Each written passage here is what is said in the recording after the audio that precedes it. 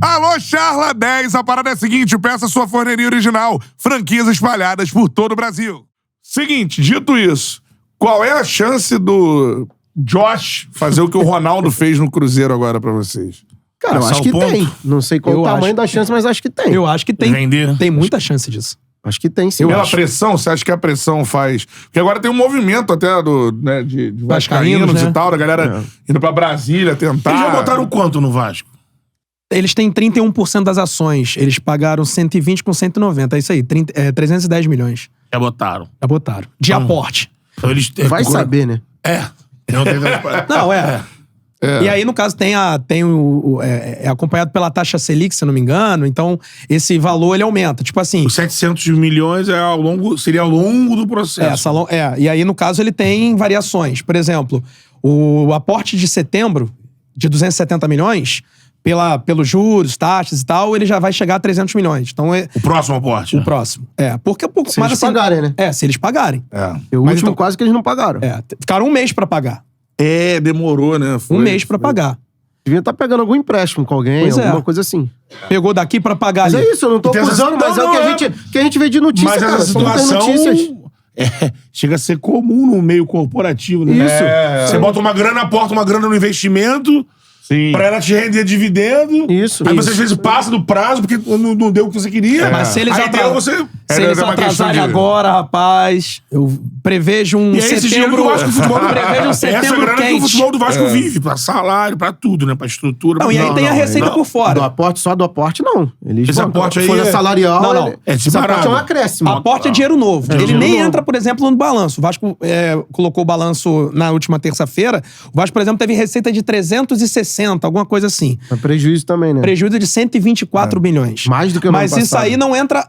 o aporte não tá contabilizado. Ele entra como receita, entendeu? Como ações. Ele entra como ações, entendeu? Mas vocês acham que essa possibilidade... Porque agora eu acho que todo torcedor pensa cara, tem que tirar essa empresa que está fazendo um mau trabalho do Vasco. Os torcedores do Vasco estão pensando assim. Alguns. Isso... Não, a maioria... a maioria não todos. Mas... Não todos, Mas eu acho que a maioria sim. Eu acho que ganha corpo a partir do momento que a bola não vai entrando. Essa é a grande verdade.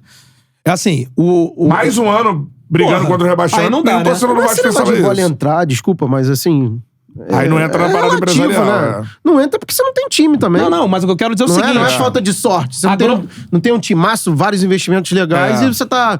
batendo ali, dando azar. Você lê o livro, a bola não entra. A bola não entra, é discurso de dirigente amador. Mais uma vez. Mas você acha que eles podem... A gente fez certo, mas a bola não entrou, né? Sabe como é que é? Não, eu quero dizer o seguinte... Pensando que a temperatura aumenta... o que eu quero dizer que a grosso modo é o seguinte... Eu entendi, o Vasco com um time ruim, mas, sei lá, tá em 10º, o cara... Vai ter o cara que vai querer a saída da 777, independentemente de qualquer coisa. Sim. Mas ele tá ganhando adepto justamente por conta de um 4-0 contra o Criciúma. E eu acho que é legítimo o torcedor querer fazer um movimento. Cara, o Vasco querendo construir o São Januário, construir o CT, sabe? Eu acho que se ele tem essa pretensão de querer comprar, eu acho justo. Que só o Vascaíno pode fazer isso. Só que, cara, assim, a gente tá falando de milhões e milhões, quase bilhão se bobear. Não pode ser algo...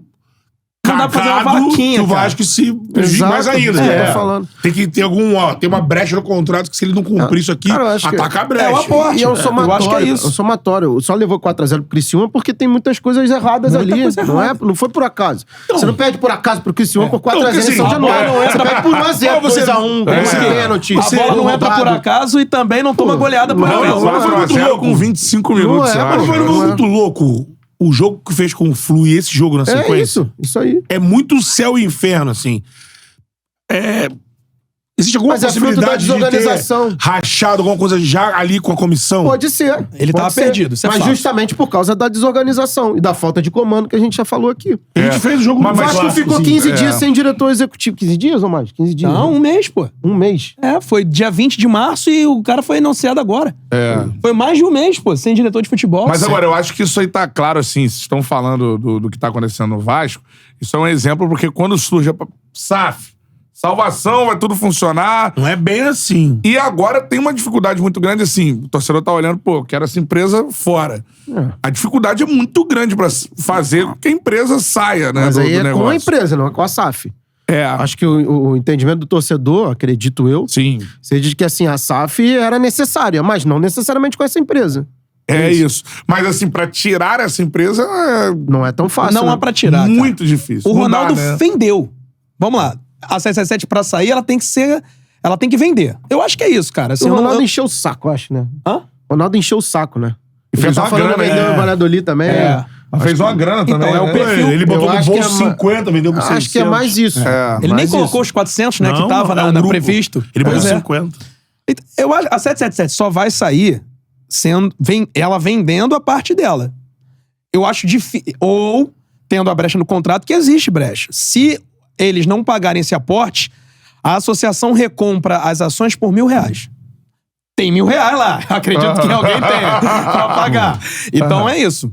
Essa é a brecha. Por isso que eu acho muito difícil eles darem essa brecha, porque tá público e notório que já existe uma briga, já existe um entendimento pra que isso aconteça. Eles não vão dar mole. Assim que eu penso nisso. Por exemplo, saiu notícia de que eles querem vender o Standard Liège, eu acho justamente pra isso.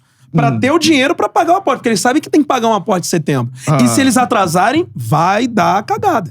Então, assim, você tá dizendo claramente, eles só vendem se eles quiserem. Eles só perdem o controle se eles não pagarem os aportes. E eles só vendem, na minha avaliação, se eles quiserem. A associação, por exemplo, é um detalhe interessante em relação ao contrato. Isso é uma coisa que vira, assim, pro torcedor, isso vira Então, cara, uma tortura psicológica. mas isso eu sempre assim, falei aqui, mano. Vender o clube tem que ser algo que tem todo mundo tem que participar de uma forma debruçada. Porque depois que foi, de uma maneira mais calma. O Vasco vendeu na Série B também, pra mim já tá um erro. Sim, também Assim como o Cruzeiro. Espera, cara. Vende na não alta, né? Não tem capacidade administrativa de subir o Vasco? Exatamente. Precisa de uma SAF pra subir? Ali foi um atestado Até de porque a SAF ali incompetência. não fez nada no final. Já não tinha janela. Não botou, Não, e foi já tinha um diretor, já Teve tinha um um treinador. adiantamento, mas que não foi pro... 70 milhões. Acho que não contratou ninguém, pagar né? dívida. Pra pagar a dívida. Podia o salário ter... tava atrasado. O Vasco tava insalubre.